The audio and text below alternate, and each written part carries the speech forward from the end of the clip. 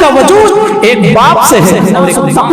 ربکم الذی خلقکم من نفس واحدہ, تم اس رب سے ڈرو جس نے تم سب کو پیدا کیا ہے صرف ایک جان سے,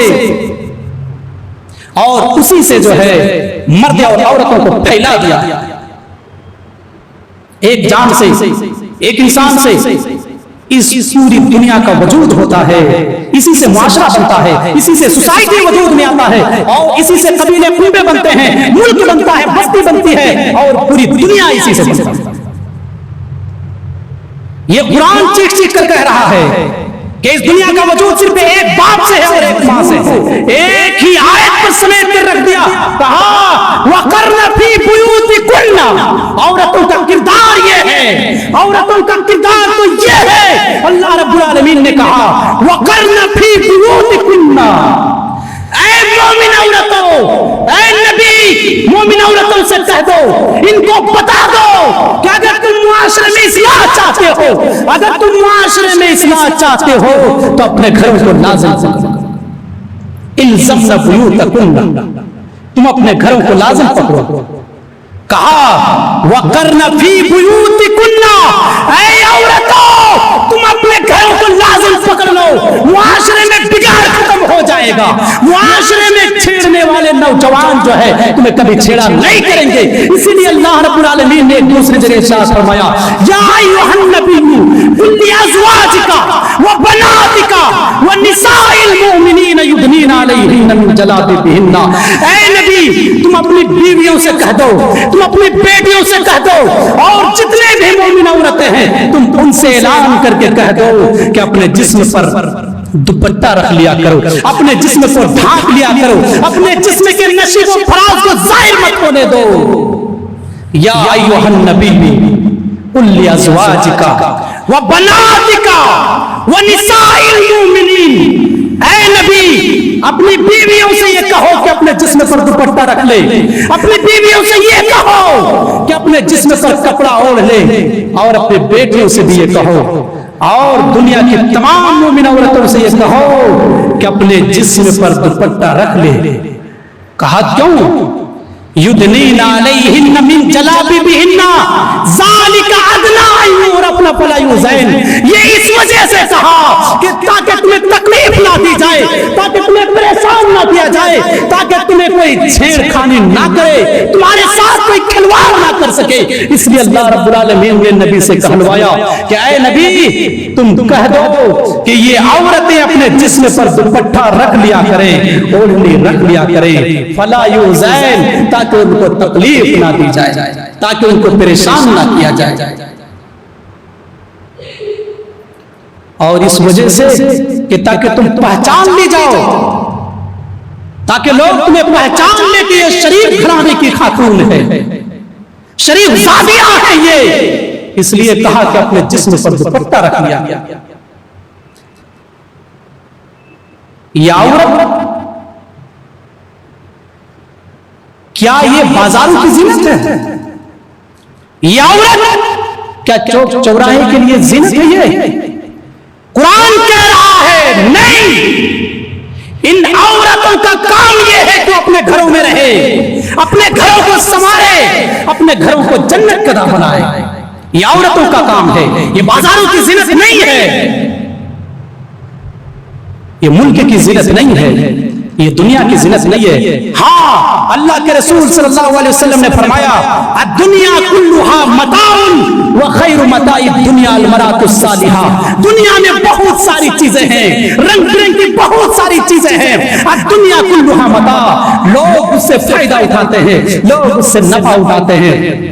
الدنیا کلھا متاع وخیر متاع الدنیا المرأۃ الصالحہ. اللہ کے رسول فرماتے ہیں کہ دنیا میں بہت ساری چیزیں ہیں, بہت ساری چیزیں ہیں, لیکن ان تمام چیزوں میں, دنیا کی ان تمام چیزوں میں اگر سب سے کوئی بہتر چیز ہے تو وہ نیک عورت ہے. صرف عورت نہیں کہا بلکہ نیک اور صالحیت کی قید لگا دی ہے. نیک عورت, اگر عورت کے پاس دینداری آ جائے, اگر عورت دیندار ہو تو ایک معاشرے کو وہ سدھار سکتی ہے, ایک سوسائٹی کو وہ سدھار سکتی ہے. اگر اس عورت کے پاس تعلیم نہ ہو، غیر مہذب ہو، تو وہی ایک عورت پورے معاشرے کو بگاڑ سکتی ہے۔ اسی لیے اللہ کے رسول صلی اللہ علیہ وسلم نے فرمایا بنی اسرائیل میں جو فتنہ آیا تھا اس کے سبب عورت تھے، میری امت میں سب سے بڑا فتنہ مردوں کے لیے اگر کوئی ہے تو وہ عورت ہے۔ ایک طرف کہہ رہے ہیں کہ دنیا کی تمام چیزوں میں سب سے بہتر چیز اگر کوئی ہے تو عورت ہے، نیک عورت ہے۔ دوسری طرف یہ بھی کہہ رہے ہیں کہ اس میری امت میں اگر مردوں کے لیے سب سے خطرناک اور سب سے بڑا فتنہ ہے تو یہی عورت ہے۔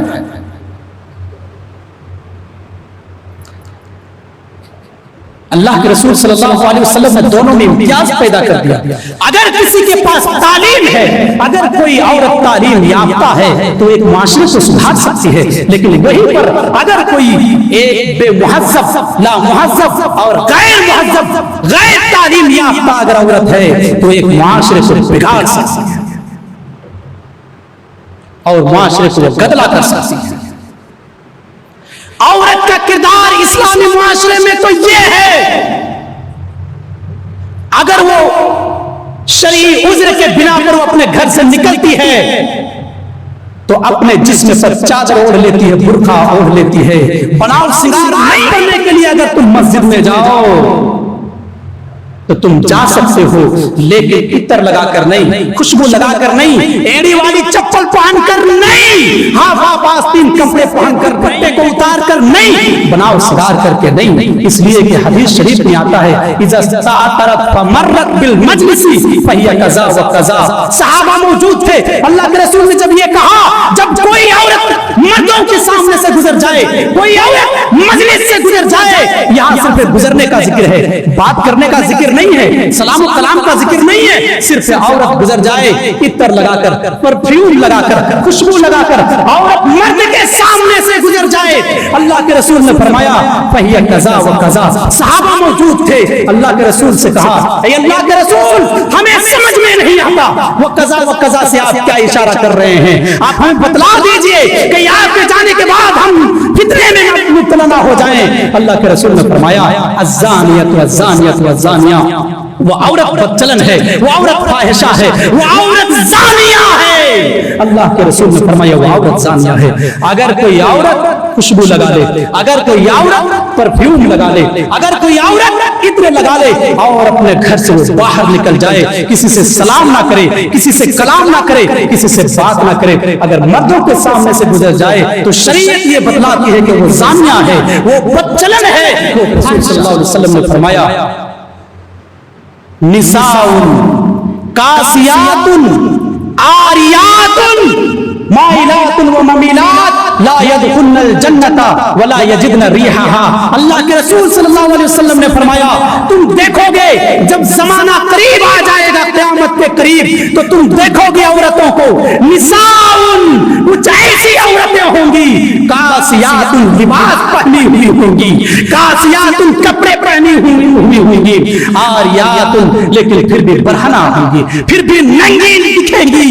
کیوں کہا تھا اللہ کے رسول نے؟ اللہ کے رسول نے یہ پیشین گوئی کی تھی۔ اللہ کے رسول کو معلوم تھا زمانہ قیامت کے قریب ایسا زمانہ آنے والا ہے، تم دیکھو گے قیامت کے قریب عورتیں کپڑے پہنے ہوئی ہوں گی لیکن پھر بھی ننگی ہوگی۔ آج وہ زمانہ آ چکا ہے، عورتیں پہنتی ہیں لیکن ہاف آستین کے کپڑے پہنتی ہیں تاکہ ان کا بازو دکھے۔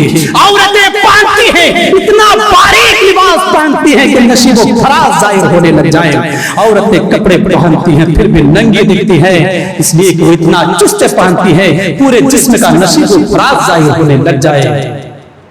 عورتیں ٹکنوں سے کپڑے کو اوپر اٹھا دیا ہے، یہ ننگا پن ہے۔ ہم یہ کہتے ہیں، یہ زمانے کی عورتیں یہ کہتی ہیں یہ فیشن ہے، تم یہ کہہ سکتے ہو۔ اللہ کے رسول صلی اللہ علیہ وسلم نے آج سے 1400 سال پہلے یہ کہا تھا کہ وہ عورتیں لباس پہننے کے باوجود بھی نساء کاسیات عاریات वो औरतें कपड़े पहनी हुई होंगी फिर भी बरहना होंगी।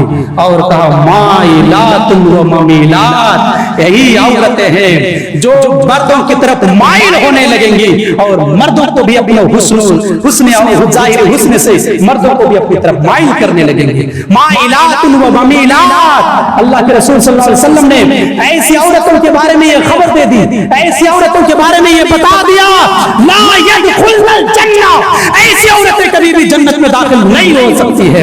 वला यजिदना रिहा, और जन्नत में जाना तो दूर की बात है, जन्नत की खुशबू भी कभी सुन नहीं सकती। रायतुन फी बैति ज़ौजिहा व हिय मसऊलतुन अन रइयतिहा, एक औरत से पूछा जाएगा, शादीशुदा औरत से पूछा जाएगा, तू अपने शौहर के घर में थी, तू अपने शौहर के घर में थी, तू ससुराल में थी, तेरा शौहर घर पर नहीं था, तेरा शौहर घर से बाहर था, वो कमाने के लिए गया था। अब ये बता, जब तू घर में थी तो तुम्हारे घर में रहते हुए तेरी बेटी गैरों के हाथ में अपना हाथ कैसे डाल दी? तुम्हारे घर में रहते हुए तेरी बेटी गैर महरम मर्द से कैसे बात कर रही है? उनसे भी पूछा जाएगा, उनसे भी सवाल किया जाएगा।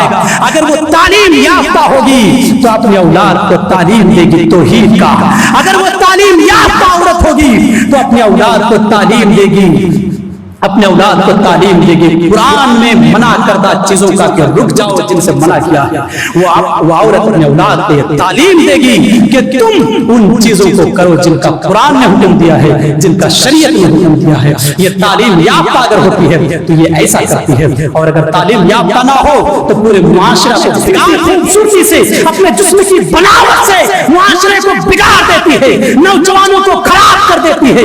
अगर इस्लाही मुआशरा चाहते हो, अगर मुआशरे में इस्लाह चाहते हो, अगर नेक और साले मुआशरा चाहते हो, अपनी औरतों को अपने घरों में रोक लो, अपनी बीवियों को अपने घरों में रोक लो, अपनी बेटियों को अपने घरों में रोक लो, इसलिए कि कुरान डंके की चोट पर ऐलान करता है, वक़रना फी बुयूतिकुन्ना वला तबर्रजना तबर्रुजल जाहिलिय्यतिल ऊला। कुरान कहता है अपनी औरतों को घरों में रोक लो। ऐ मोमिन औरतों, ऐ मुसलमान की औरतों, अगर तुम नेक हो, अगर तुम वाकई जन्नत में जाने का वादा करते हो, अगर तुम वाकई ये वादा करते हो और तुम ये दावे के साथ कहते हो कि हम मोमिन औरतें हैं, हम मुसलमान औरतें हैं, हम पाक दामन औरतें हैं, वक़रना फी बुयूतिकुन्ना, तुम अपने घरों को लाजिम पकड़ लो और ज़माना जाहिलियत की औरतों की तरह बनाओ सिगार मत करो, अपने जिस्म को जाहिर मत करो, नौजवानों को बीमार मत करो, मुआशरे में फसाद मत बर्पा करो। तुम ही तो हो जिसकी वजह से मुआशरे में फसाद बर्पा होता है, तुम ही तो हो जिसकी वजह से मुआशरे और सोसाइटी बिगड़ता है। इसीलिए अल्लाह के रसूल ने फरमाया, मेरी उम्मत का बिगाड़, मेरी उम्मत में सबसे बड़ा फितना अगर मर्दों के लिए कोई है तो वो औरतों का फितना है, और यही वो औरत है जिसकी वजह से बनी इस्राएल ये फितना आया था। ऐ औरतों, अगर तुम अपनी आप की इस्लाह कर लो, पूरा मुआशरा इस्लाह हो जाएगा। अगर तुम अपने आप को कंट्रोल कर लो और शरीयत के बताए हुए तरीके के मुताबिक इल्ज़मना बुयूतकुन्ना, तुम अपने घरों को लाजिम पकड़ लो, रब्बे काबा की कसम, मुआशरे में कोई भी छुछंदर नहीं निकलेगा, मुआशरे में कोई भी छेड़खानी करने वाले आपको नजर नहीं दिखाई देगा। क्यों? इसलिए कि अल्लाह के रसूल ने आज से 1400 साल पहले इसकी बशारत दी थी, इसके बारे में पेशीन गोई की थी कि मेरी उम्मत में सबसे बड़ा फितना अगर मर्दों के लिए है तो औरतों के लिए है। इन औरतों को अगर कंट्रोल कर लिया जाए और दीनी तालीम और इस्लामी तालीम दे दी जाए तो एक मुआशरा इस्लाम मुआशरा बन सकता है, एक मुआशरा और एक सोसाइटी दीनी सोसाइटी बन सकता है, दीनी मुआशरा बन सकता है।